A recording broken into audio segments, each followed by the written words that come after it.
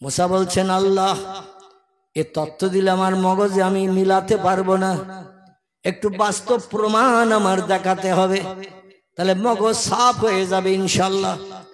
আল্লাহ বলেন, মুসা, তাহলে তুমি দেখবে না শুনবে?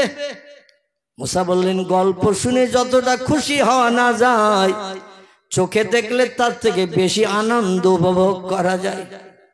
আল্লাহ বলেন, মুসা, ইজহাবিল আল বাইত, তুর পাহাড় থেকে তোমার ঘরে ফিরে যাও, ঘরে ফিরে যে একটা কাজ করে এসো, তাহলে আমি বাস্তব প্রমাণ তোমার চোখে আঙুল দিয়ে দেখিয়ে দেব। আমি ওলিয়া উলিয়াদের পয়গম্বরদের থেকেও মাঝে মাঝে ভালোবাসি বেশি। জোরে বলুন সুবহান। আল্লাহ কোরআনে বলছেন, আলা ইন্না আউলিয়া আল্লাহি লা খাউফুন আলাইহিম ওয়ালা হুম ইয়াহজানুন। ও পৃথিবীর মানুষ, হুঁশিয়ার হয়ে যাও, সাবধান হয়ে যাও, আমার বন্ধুদের নামে কোনো বাজে মন্তব্য করবে না। বন্ধু হলো তারা ওলি আউলিয়া যারা। জোরে বলুন সুবহানাল্লাহ। আল্লাহ ওদের সম্পর্কে কোনো বাজে মন্তব্য করবে না, ওদের সম্পর্কে কোনো বাজে কথা বলবে না, কারণ আমি আল্লাহ, তারা আমার বন্ধু, আমি তাদের বন্ধু। লা খাউফুন আলাইহিম, বিপদে মুসিবতে তাদের কোনো ভয় নাই। ওয়ালা হুম ইয়াহজানুন, রাতের বেলা ঘুম কামাই করে কোনো সমস্যার সমাধানের জন্য চিন্তা করার দরকার নাই। আমি আল্লাহ তাদের মুখে সব সময় হাসি ফুটাই, কারণ আমি যেটা চাই তারা সেটা আমারে দেয়। এই জন্য তারা যেটা চায় আমি আল্লাহ না দিয়ে পারি না। মুসা বলছেন, বাস্তবে দেখান, নবীর থেকে ওলিদের দাম বেশি, মর্যাদা বেশি, একটু বাস্তবে দেখান। আল্লাহ বলেন, তাহলে বাড়ি যা। মুসা বলছেন, আল্লাহ, বাড়ি যাচ্ছি তো কি করব? আল্লাহ বলছেন, তুমি একটা পেয়ালা নিয়ে তোমার এলাকায়, মিশরের দেশে যে এলাকায় বাস করো, ওই এলাকায় যে লোকজনকে বলবে, আমি আল্লাহর সঙ্গে তুর পাহাড়ে কথা বলতে গিয়েছিলাম, আল্লাহ বান্দার কাছ থেকে একটা তোহফা চেয়েছে, গিফট চেয়েছে।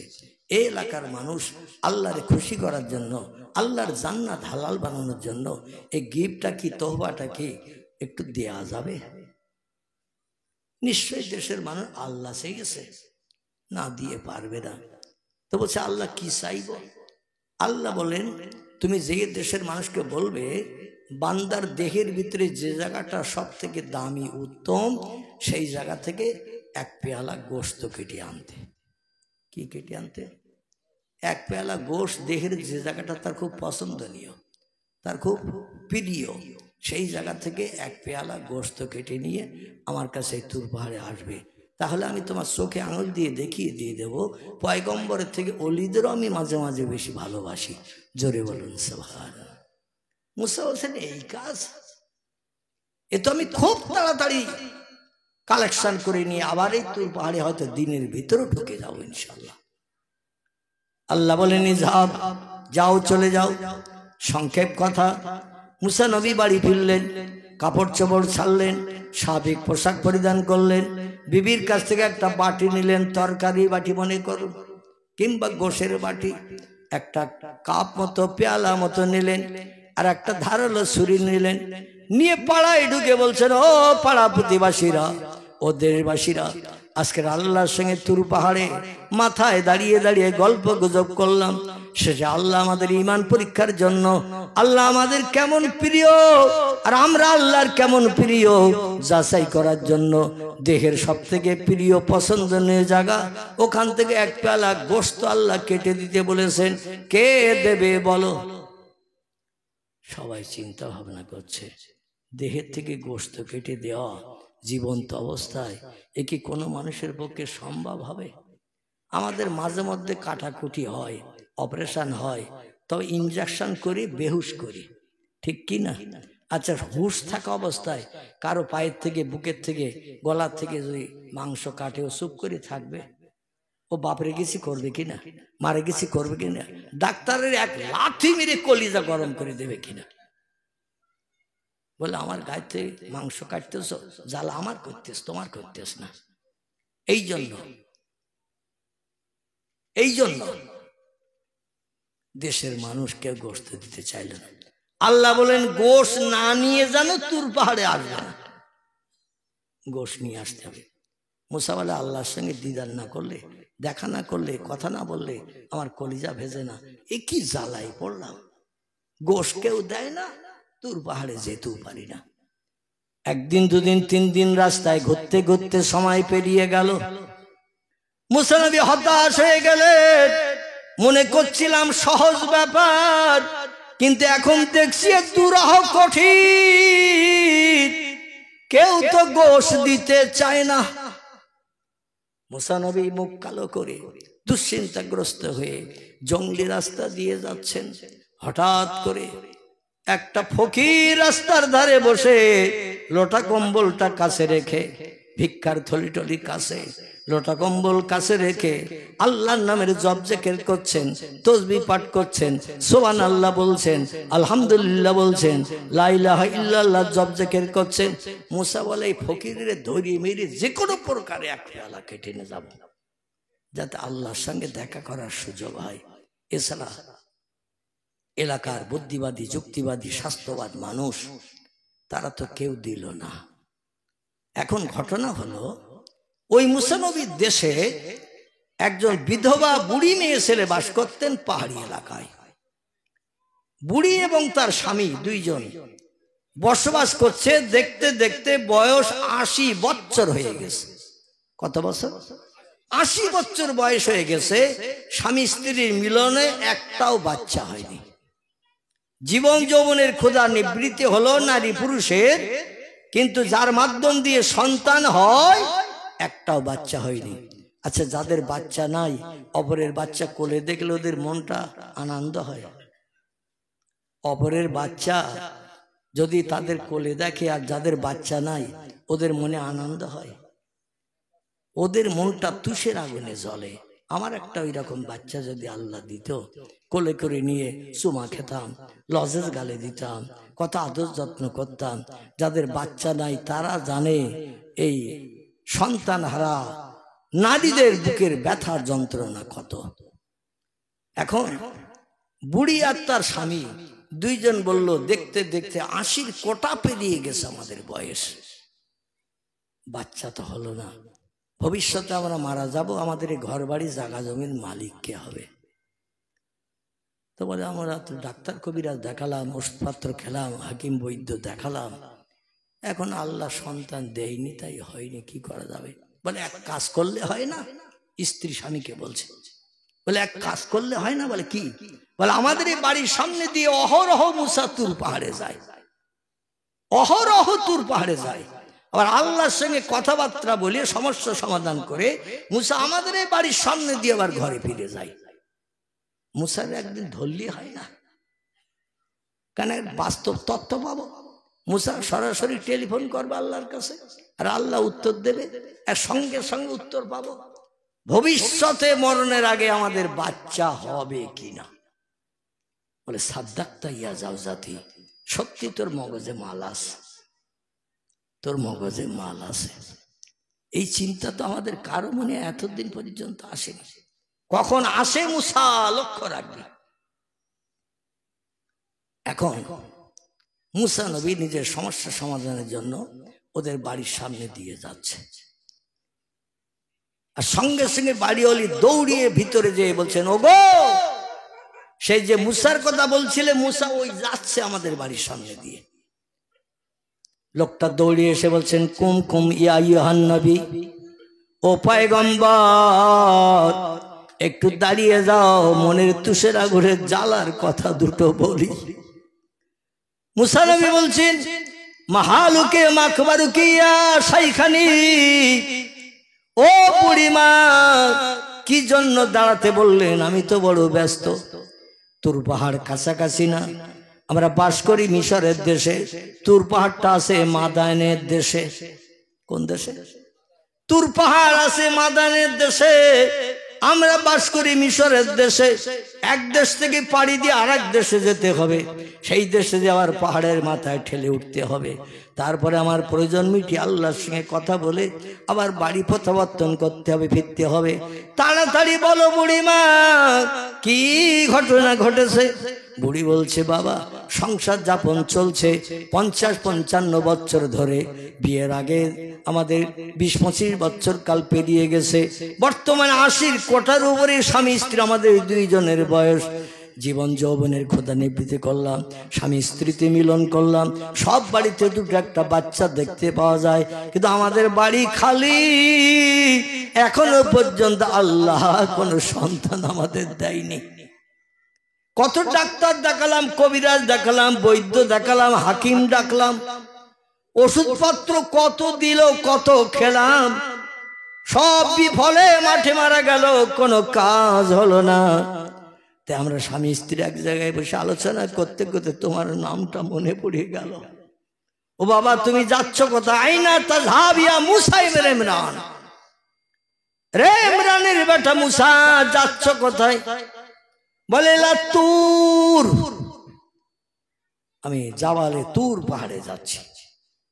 বলছি কি জন্য? বলে আল্লাহর সঙ্গে কথা বলবো, সমস্যার সমাধান করব। দেশের মানুষ বিভিন্ন প্রশ্ন করেছে, উত্তর আমার মগজে আসতেছে না, তা আল্লাহর কাছ থেকে উত্তর নিয়ে এসে ওদের দেব। জোরে বলুন সুবহানাল্লাহ। তো বলছে শোনো, আল্লাহর সঙ্গে যখন কথা বলতে যাচ্ছ, সমস্যার সমাধান করতে যাচ্ছ, আমাদের একটা কথা, তোমার কথা মিটে যাওয়ার পরে কি বলতে পারবে আল্লাহর কাছে? মুসা নবী বলছেন মাহালুকে মাকবার কি আশাইখানি, কি বলতে হবে, কি খবর বলেন তো? বলছে আল্লাহ তো আমাদের বাচ্চা এখনো পর্যন্ত দেয়নি, 80 কোটার উপরে বয়স হয়ে গেছে, আর ভবিষ্যতে আমরা আশা রাখবো না, নিশ্চিন্তে শুধু ঘুমাবো।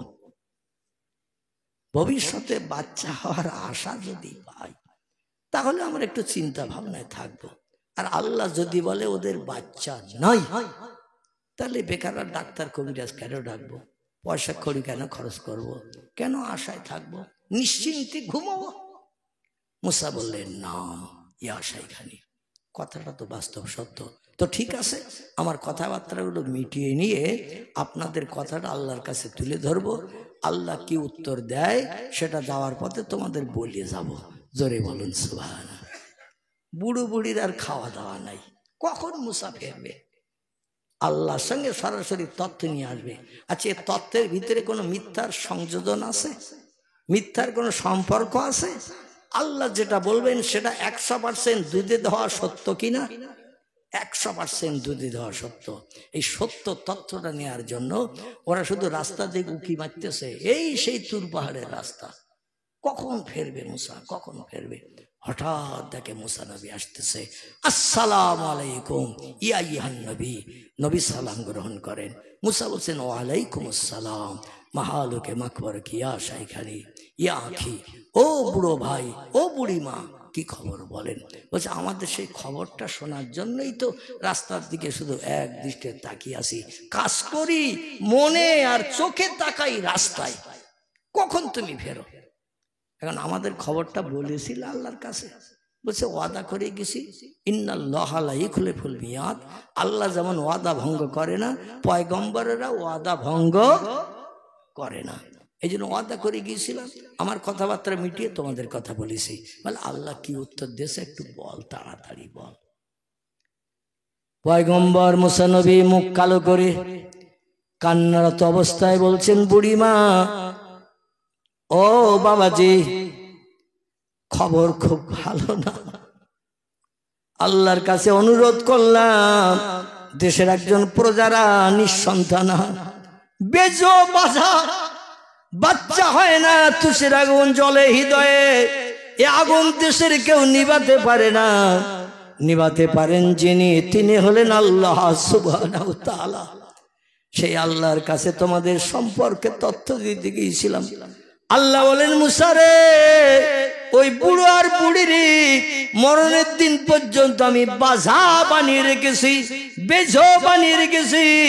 দুনিয়ার ওষুধ যদি গুলিও সব খাওয়ানো হয়, ওদের নসিবে তকদিরে বাচ্চা হবে না, ওদের নসিবে কোনো বাচ্চা হবে না। বলছে মুসা তাই? বলে হ্যাঁ। বলে তাহলে আশা ছেড়ে দেব? বলছে তা আল্লাহ তথ্য দিয়েছে, এখন কি করবে দেখো। বলে আল্লাহ তথ্য দিয়েছো আর তুমি তো মিথ্যা বলো না, তাহলে আর আশা করবো না, যে আগামীতে বাচ্চা হলেও হতে পারে। মুসা নবী বলে চলে গেল। বুড়ো বুড়ি দুশ্চিন্তাগ্রস্ত হয়ে গেল। হঠাৎ 2-4 দিন যেতে না যেতে এক ফকির সাহেব, হাতে একটা থলি, এক হাতে একটা লাঠি, রাস্তায় আশপাশে পাড়ায় যেমন ঘরে ঘুরতে ঘুরতে আসছে আর বলছে যে একটা রুটি দেবে, আল্লাহ তার একটা বাচ্চা দেবে, যে 2টো রুটি দেবে, আমি ক্ষুধার্ত, কয়েকদিন খাই না, পিপাসায় জর্জরিত, পানিও পাই না, এই জন্য আমার যে পিপাসা নিবৃত্তি করবে, খাবার রুটি দেবে, একটা দিলে একটা বাচ্চা আল্লাহ দেবে, 2টো রুটি যদি দেয় আল্লাহ 2টো বাচ্চা দেবে, 3টে রুটি যদি আমারে খাইয়ে পেট পরিতৃপ্ত করে দেয় আল্লাহ 3টে সন্তান পরস্পর দেবে। আচ্ছা, আমাদের এলাকায় কোনো ফকির যদি এরকম বলে, বাড়ির মেয়েরা কিছু দেবে না, দরজা লাগাবে, কি দেবে না বলে ও বলার দরকার, বলতেছে মাল নেবে, তাই আসলে ওর মুখের কথার এক শস্য দানা পরিমাণ দাম নাই। আমরা বর্তমান 21 শতাব্দীর মানুষ, আমরা কিন্তু কোনো কথা কোনো কিছু বিশ্বাস করতে চাই না। জোরে বলুন একটু নাউজুবিল্লাহ। বুড়ি স্বামীরে ডেকে বলছে, কই গো? বলে কি? বলে একটা ফকির কোথা থেকে এসেছে, 5-7 দিন নাকি অনাহারা, খাবার পায় না, পিপাসার পানিও পান করে না, খাবার পায় না, তাই এখন আমাদের দরজার সামনে এসে বলছে একটা রুটি দিলে আল্লাহ একটা সন্তান দেবে, 2টো রুটি আমারে খাওয়ালে, তুষের আগুন নিবারণ করলে, পেটের ক্ষুধা নিবৃত্তি করলে আল্লাহ 2টো বাচ্চা দেবে। ও বলতে 3টে রুটি দিলে 3টে দেবে। বুড়ো বলতে অত রুটি দে দরকার নাই, আমাদের তো আবার খেতে হবে, তোর কথাটা সত্যি মিথ্যে যাচাইয়ের জন্য একটা দে, বেশি দিতে হবে না, বেশি দিলে তো মাল আমাদের ফুরিয়ে যাবে, আমরা খেতে পাবো না, একটা দে। ফকিরে ডেকে বলল, কুমিয়া আইয়ুহা সাইল, ও ভিক্ষুক ফকির একটু দাঁড়াও। দরজার সামনে ভিক্ষুক দাঁড়িয়ে গেল। বুড়িমা সযত্নে একখানা রুটি এনে বলছে, বাবা এই নাও, ক্ষুধা নিবৃত্তি করো, কলিজার পিপাসা দূর করো, এই নাও ঝর্ণার পানি পান করো, তো আমাদের জন্য একটু দোয়া করিও বাবা, আমরা স্বামী স্ত্রী 2 জন পূর্ব থেকে এই সময় পর্যন্ত নিঃসন্তান, আমাদের বাচ্চা নাই, তাই তুমি বলেছো একটা রুটি দিলে একটা বাচ্চা, 2টো রুটি দিলে 2টো বাচ্চা, বিশ্বাস করলেও মনের ভিতরে কুটকাট করে বাবা, তাই বেশি রুটি না দিয়ে একখানা দিলাম, দেখি তোমার দোয়ায় আল্লাহ আমাদের মুখে হাসি ফুটায় কিনা। ফকির রুটি খেয়ে পানি পান করে জঙ্গলের গাছতলায় যেয়ে বসে আল্লাহর দরবারে হাত তুলে 2 চোখের পানি ঝরঝর করে দাড়ি ভিজিয়ে কাঁদে আর বলে, আল্লাহ ও আল্লাহ, আমার কথার বিশ্বাস করে তোমার 2 জন বান্দা বান্দি একখানা রুটি আমারে দিয়েছে আল্লাহ, তবে তাদের আশা একটা বাচ্চা পাওয়ার আশা। আল্লাহ তুমি বান্দার কাছে যা চেয়েছো, আমি তোমার অদম বান্দা, তাই তোমার দিয়ে খুশি করেছি আল্লাহ, তবে আমি একটি জিনিস যদি তোমার কাছে চাই, তুমি বান্দারকে অ্যাভয়েড করে দেবে, ফিরিয়ে দেবে ওগো আল্লাহ। আল্লাহ বলছেন, ফাম্মা সাইলা ফালা তানহার, বাড়ির দরজায় যদি কোনো ভিক্ষুক মেহমান যে দাঁড়ায়, কিছু না দিয়ে যেন ফিরিও না। যদি কোনো খাবার না থাকে, 1 গ্লাস ঠান্ডা পানি হলেও দিও, ওটাই হাসরের মাঠে তোমার জন্য নাজাতের ওসিলা হয়ে যাবে। আর একটু জোরে বলা যাবে না? ও আম্মা বিনিমাতি রব্বিকা ফাহাদ্দিস, যেদিন স্বামী স্ত্রীর হবে না, স্ত্রী স্বামীর হবে না, বাপ ছেলের হবে না, ছেলে বাপের হবে না, মা মেয়ের হবে না, মেয়ে মায়ের পাশে দিয়ে দাঁড়াবে না। আল্লাহর কোরআন বলছে, ভিক্ষুক সাইলকে যদি, এতিমকে, ক্ষুধার্তকে যদি খাবার খাইয়ে মুখে হাসি ফুটাতে পারো, 1 গ্লাস ঠান্ডা পানি পান করিয়ে পিপাসা নিবৃত্তি করাতে পারো, হাসরের মাঠ 50,000 বছর লম্বা দিন, সূর্যের রৌদ্রে পৃথিবীর মাটি যেদিন টকবক টকবক করে ফুটতে থাকবে, সেদিন আল্লাহর জান্নাতি নেমাত তোমার জন্য বরাদ্দ করা হবে। ভিক্ষুক ফকির বলে, আল্লাহ তুমি চোখের পানি বড় ভালোবাসো, চোখের পানি বড় পছন্দ করো। আমি ক্ষুধার তাড়না যন্ত্রণা সহ্য করতে না পেরে আমি ওই বাড়ির দরজার সামনে বলেছিলাম, একটা রুটি দিলে একটা বাচ্চা পাবে, দুটো রুটি দিলে দুটো বাচ্চা পাবে। আর ওদের যে বাচ্চা নাই তাও আমি জানি না। আল্লাহ আমার কথার উপরে বিশ্বাস করে, তোমার উপরে ভরসা করে একখানা রুটি আমারে খাইয়েছে, পিপাসার পানি পান করিয়েছে। আল্লাহ তুমি তো কোরআনে জানিয়েছো, ফালিয়াদহাকু কালিলাও ওয়ালিয়াবকু কাসীরা। চিল্লায়ে বলুন আল্লাহু আকবার, আর একটু জোরে বলুন আল্লাহু আকবার। আল্লাহ বলছেন পৃথিবীতে দুটো কাজ একটু কম বেশি করে করো। কটা? দুটো কাজ একটু কম বেশি করে করো। একটি কাজ হলো ফালিয়াদহাকু কালিলা, হাসি তামাশা একটু কম কম কম কম করে করো। আর দুই নম্বরের কাজটি হলো ওয়ালিয়াবকু কাসীরা, চোখের পানি আমার কাছে একটু বেশি বেশি করে ফেলিও। কারণ কান্না আমি আল্লাহ বড় পছন্দ করি। পয়গম্বর হাদিস শরীফে জানিয়েছেন, দুনিয়া হলো কান্নার জায়গা, হাসির জায়গা হলো আল্লাহর জান্নাত। জোরে বলুন একটু সুবহানাল্লাহ। হাসির জায়গা কোথায়? জান্নাত, যেখানে দুঃখ নাই, ব্যথা নাই, অভাব নাই, রোগ নাই, শোক নাই, জ্বালা নাই, যন্ত্রণা নাই, কোনো অস্বস্তি অসুবিধা নাই। জান্নাত হলো চির সুখের আবাসস্থল। দুনিয়ায় একটু কাঁদো, জান্নাতে হাসতে পারবে কোটি কোটি বছর ধরে। জোরে বলুন একটু সুবহান। তা পৃথিবীতে কাঁদতে হবে। আমাদের চোখে পানি আসে তো এখন? আসে। মা মরে গেলে কাঁদি, বাপ মরে গেলে কাঁদি, বউ মারা গেলে স্বামী কাঁদে, স্বামী মারা গেলে স্ত্রী কাঁদে, বাপ মা মারা গেলে বাচ্চারা কাঁদে। আমার ভাইরা 2-1 ঘন্টার জন্য কান্না, তারপরে দেখবেন যারাই কাঁদছিল 2 ঘন্টা আগে, তারে আবার আনন্দের গল্পের হাসির ফোয়ারা ছুটিয়েছে।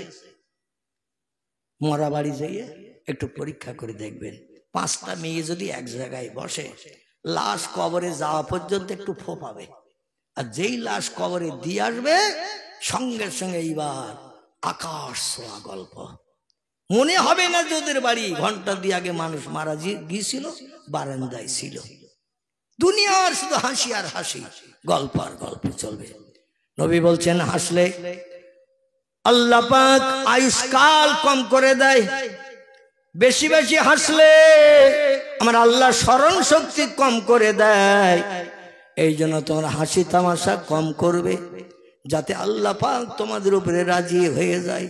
ভিক্ষুক কাঁদে আর বলে, আল্লাহ ওদের একটা সন্তান তুমি দিও। আল্লাহ বলছেন কেঁদে কেঁদে আমার কাছে দোয়া করিস, আর আমি কি করে তোর দোয়া ফেলি? আমি যেটা চাই তোরা সেটা আমারে দিস, আর তোরা যেটা চাইবি আমি দেব না, তাহলে তো বন্ধুত্ব থাকবে না, বন্ধুত্ব থাকবে না।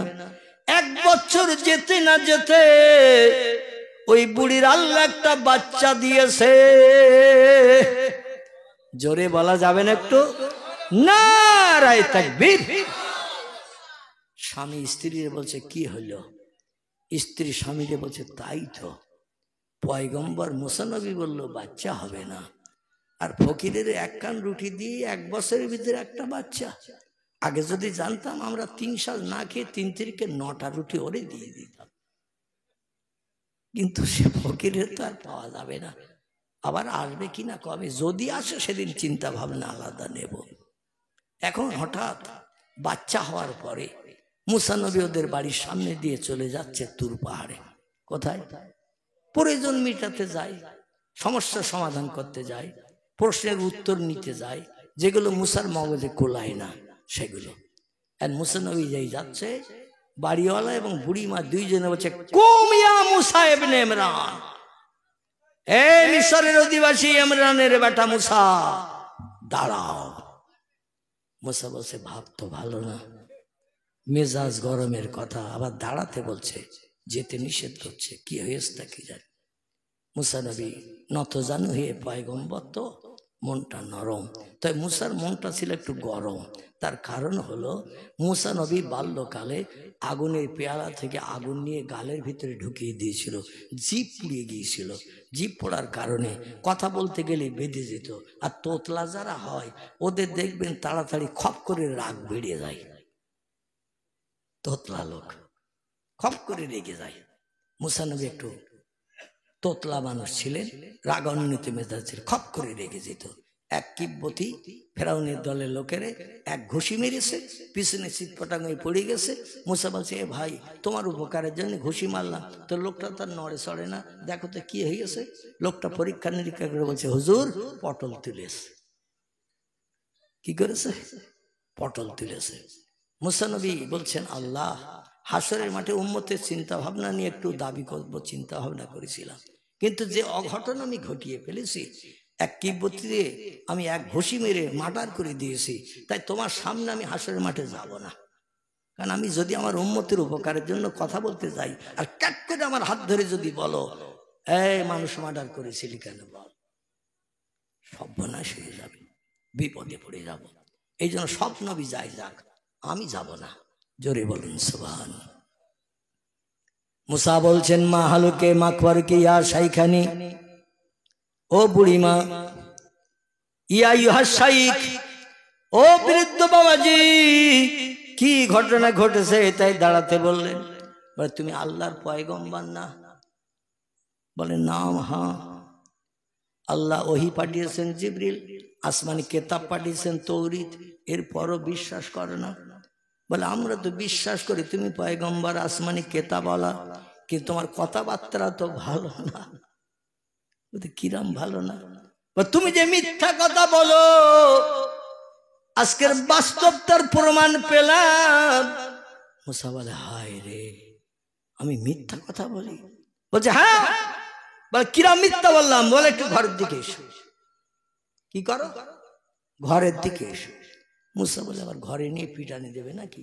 ঘরে ডেকে নিয়ে বাচ্চা দেখাচ্ছে। তুমি বলেছিলে না আমাদের নসলে বাচ্চা নেই, আল্লাহ বাচ্চা দেবে না, এই দেখো তুমি বলি চলে গেলে, আর এই দেখো আল্লাহ আমাদের বাচ্চা দেশে।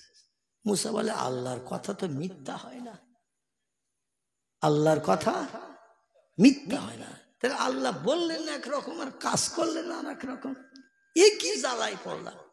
বলছে, একটু অপেক্ষা করো, আমি তুর পাহাড় থেকে ঘুরিয়ে আসি, দেখি আল্লাহ কি সমাধান দেয়। মুসা তুর পাহাড়ে যেয়ে প্রথম বলছে, বুড়িমার বাচ্চা দিলে কেন?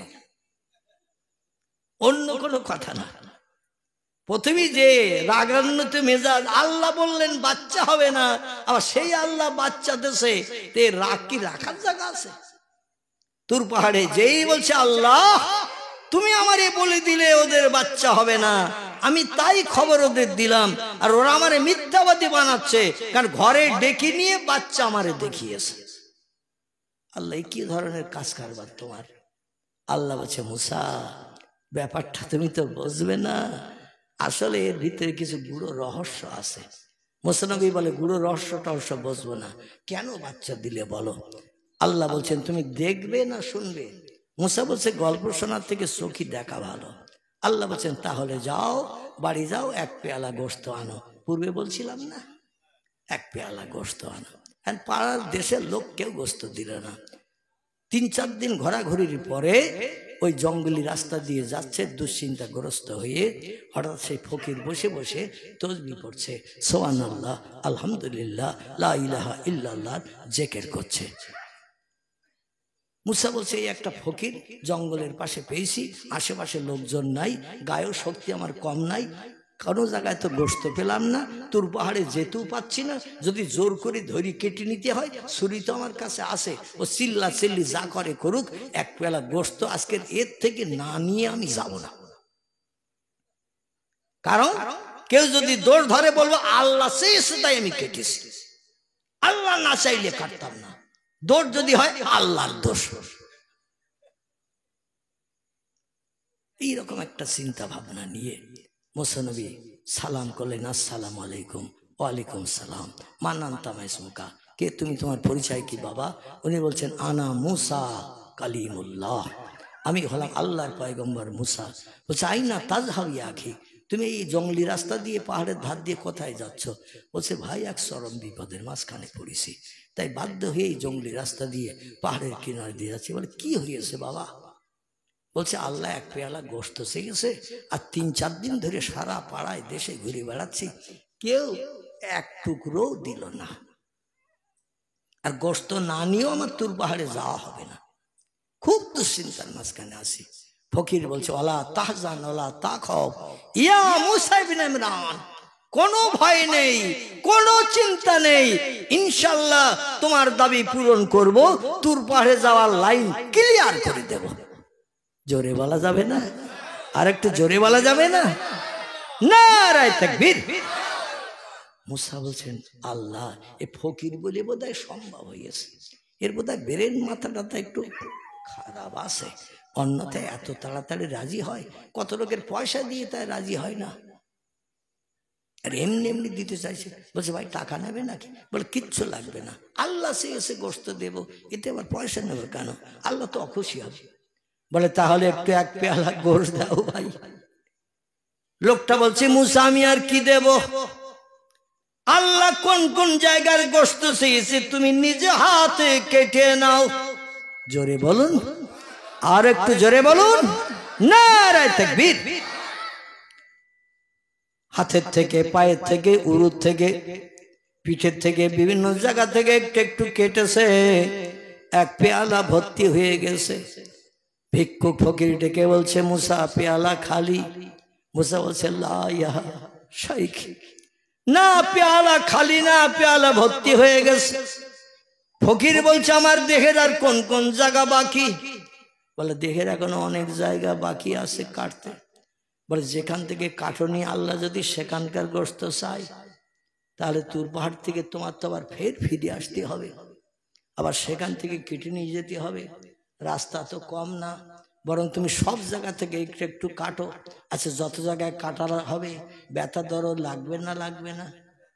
যত জায়গায় কাটা হবে তত জায়গায় ব্যথা দরদ লাগবে।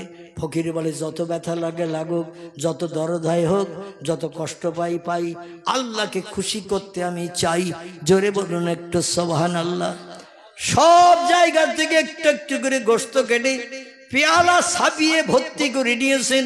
মোটে পাচ্ছিল না এক টুকরো, আর একজন দিয়েছেন সারা বডির থেকে একটু একটু করে কেটে এক পেয়ালা সাবিয়ে দিয়ে দিয়েছেন। মুসা মনের আনন্দে চলতে চলতে তুর পাহাড়ে হাজির। যাওয়ার রাস্তা ক্লিয়ার হয়ে গেছে, গোশত হাতে পেয়েছে, আর উপায় আছে নাকি? ওইখান থেকেই চলে গেছেন, আর বাড়ি ফেরে নাই। বলে আগে আল্লাহর সঙ্গে দেখা করে আসি, আজ কয়েকদিন যাওয়ার লাইন পাই না, ফকির আমারে লাইন সোজা করে দিয়ে দিয়েছে। মুসা নবী তুর পাহাড়ে উঠে বলছেন ইয়া রব্বি, ও আমার আল্লাহ, কি মুসিবতে আমারে ফেলে দিয়েছিলেন, জঙ্গলে পাহাড়ের কিনারায় ফকির যদি না পেতাম, তোমার সঙ্গে টেলিফোনে আর সারা জীবনে কথা হয়তো বলার সুযোগ হতো না। এক ফকিরকে পেয়েছিলাম বলে এই তুর পাহাড়ে আসার সুযোগ হয়ে গেল। আল্লাহ তুমি এক পেয়ালা চেয়েছো, দেখো পেয়ালা ভর্তি হয়েছে কিনা। যদি বলেন পেয়ালা ভর্তি হয়নি, আবার দৌড়িয়ে যাব, আবার খানিক কেটে আনবো। ও কিচ্ছু মনে করে না, কিচ্ছু মনে করে না। ফকির নিজ হাতে করে কেটে কেটে এনেছি। আল্লাহ একটু আনন্দের হাসি হেসে বলে মুসা, আমার মহব্বতের তুমি না ওই ফকির। আল্লাহ ডেকে বলছে মুসা রে, আমার মহব্বতের বান্দা তুমি না ওই ফকির। ও মুসা একটা জিজ্ঞাসাবাদ করি। মুসা বলে মা সালাকা ইয়া রব্বি, কি জিজ্ঞাসা করবেন? তোমার গায়ে গোশত ছিল না ছিল না? তোমার গায়ে গোশত আছে না নাই? মুসা বলছে আল্লাহ আমি তো যুবক, আমার সারা দেহ গোশত ভরা। আল্লাহ বলছেন তুমি সারা দুনিয়ায় ঘুরে ঘুরে কেন বেরিয়েছো? তুমি আমারে ভালোবাসো, মহব্বত করো, যেটা চাও সেটা দে। আর আমি আল্লাহ এক পেয়ালা গোশত চাইলাম, তুমি সারা দেশে ঘুরে ঘুরে 3-4 দিন সময় না নিয়ে এক পেয়ালা গায়ে থেকে কেটে আনলে তো দিনের দিন পরের দিন তোমার সঙ্গে আমার দেখা হতো। মুসা বলছে আল্লাহ জ্বালা যন্ত্রণা হবে, ব্যথা হবে, দগদগে ঘা হবে, এই জন্য আমার বড়িতে কাটেনি, দেখলাম অন্য কেউ দেয় কিনা। আল্লাহ বলছেন দেশে কেউ বলে এক ফকির দেশে। আল্লাহ বলছেন তাই তোমার দাবি কবুল হয়নি, ফকিরের দাবি কবুল হয়ে গেছে। জোরে বলুন সুবহান। দাঁড়িয়ে যান সকালে, একটু দাঁড়িয়ে যান। ইয়া নবী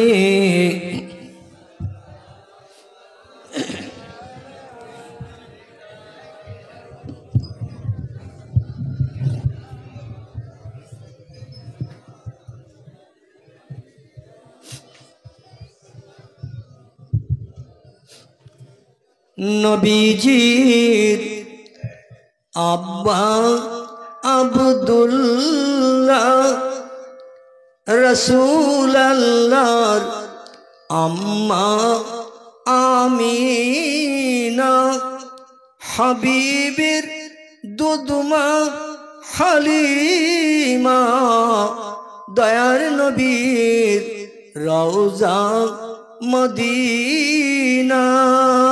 ইয়া নবী সালাম, ইয়া রাসূল সালাম, ইয়া হাবিব সালাম, সালাওয়াতুল্লাহ।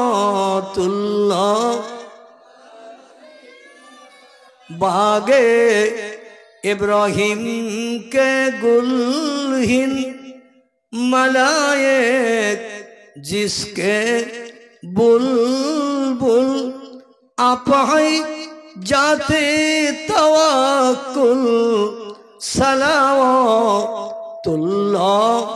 अलैका या नबी सलाम,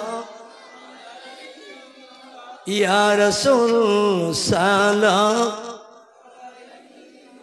या हबीब सलाम, सलावतुल्लाह अलैका।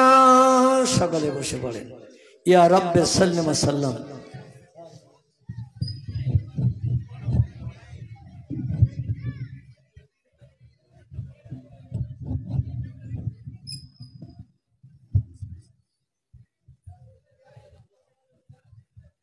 আলহামদুলিল্লাহ।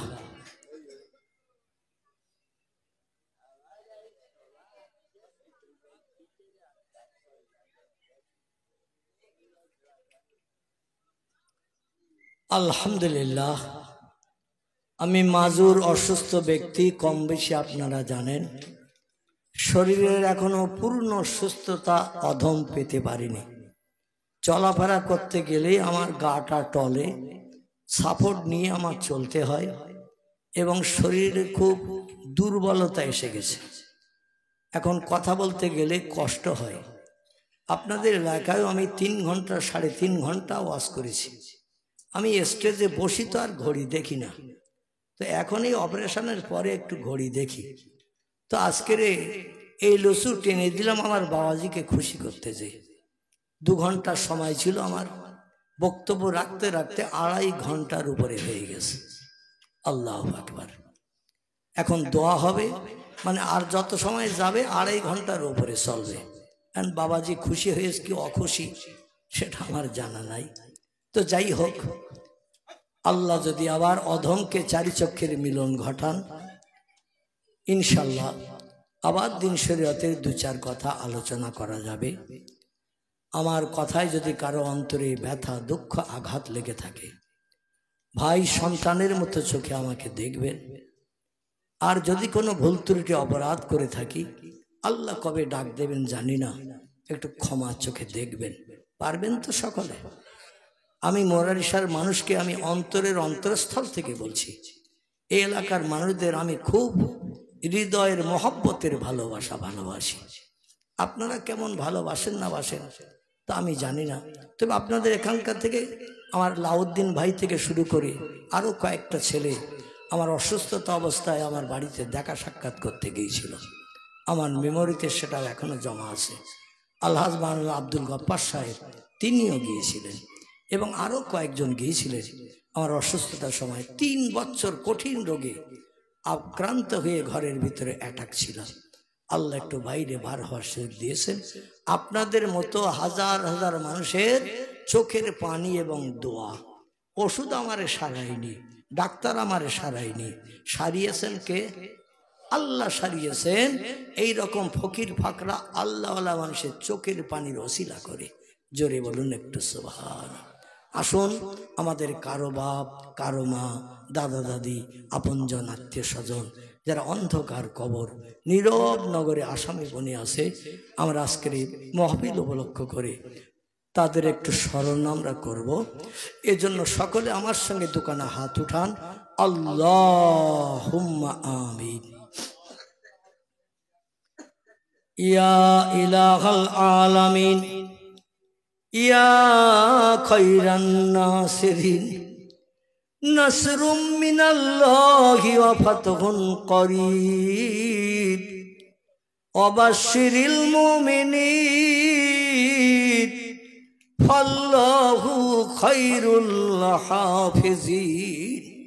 আয় আল্লাহ, পবিত্র শাওয়ালের চাঁদ, তাহাজ্জুদের সময় শুরু হয়ে গেছে। আল্লাহ, রাত্র 12টার পরে সময় হলেই তাহাজ্জুদ শুরু হয়ে যায়।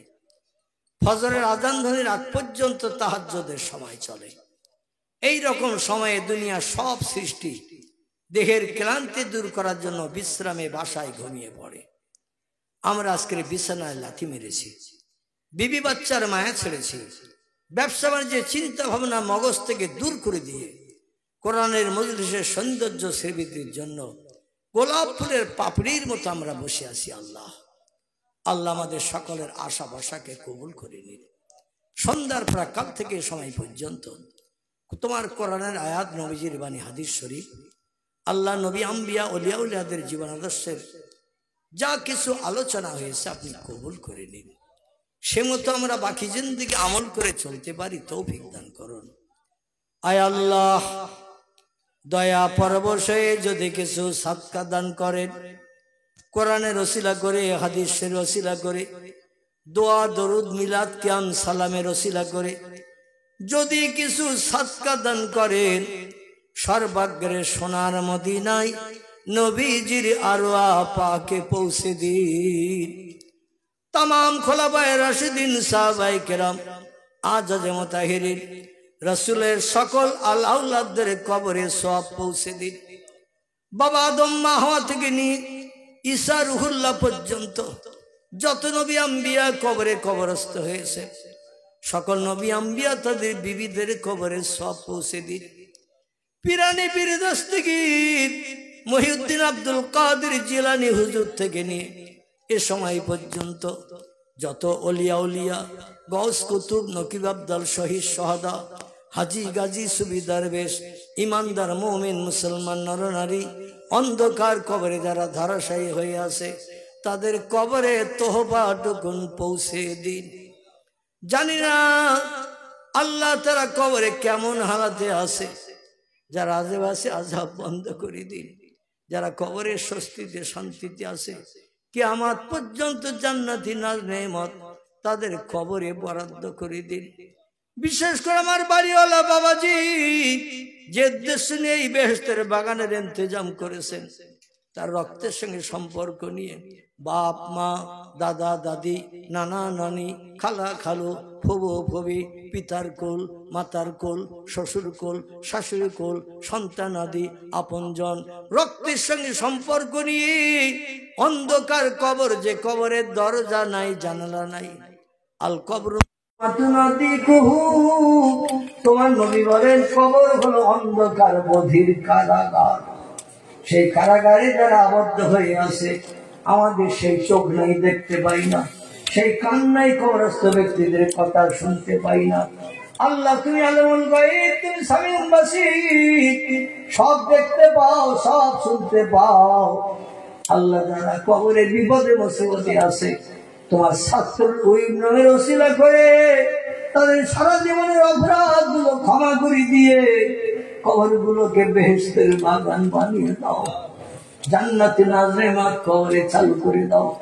কওসারের পানি কবরে বরাদ্দ করে দিয়ে কিয়ামত পর্যন্ত পিপাসা তুমি দূর করে দাও।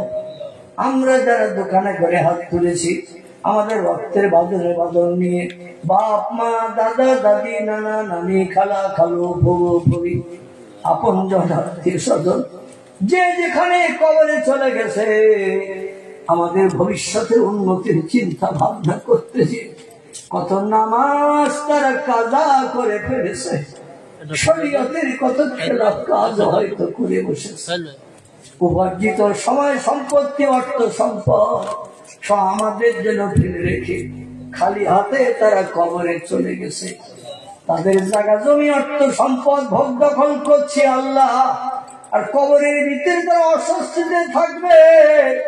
আমরা সন্তানের ওটা পছন্দ করি না। সন্তান হিসেবে আমাদের হাত দুখানা কবুল করুন। আপনার হাবিব বলেন, সন্তানেরা বাপ মায়ের জন্য দোয়া করলে আল্লাহ সে দোয়া বিদ্যুতের মতো কবুল করে। আবার পিতা মাতা সন্তানের জন্য দোয়া করলে আল্লাহ সে দোয়াটাও বিদ্যুতের মতো কবুল করে। আল্লাহ ভাইয়ের দোয়া কবুল করিনি। আমাদের আপনজনদের কবর গুলোকে কিয়ামত পর্যন্ত জান্নাতের বাগান বানিয়ে দিই। রব্বুল আলামিন এই গ্রাম থেকে আসমানে বালা আসমানে উঠিয়ে নিন, জমিনের বালা জমিনের তলায় দাফন করে দিন। সকলের সংসার জীবনকে সুখময় করুন। আয় রোজগারে ব্যবসায় কারবারে চাষে বেশি বেশি করে বরকত দান করুন। হাড়িতে দানায় দানায় বরকত দিন। আমার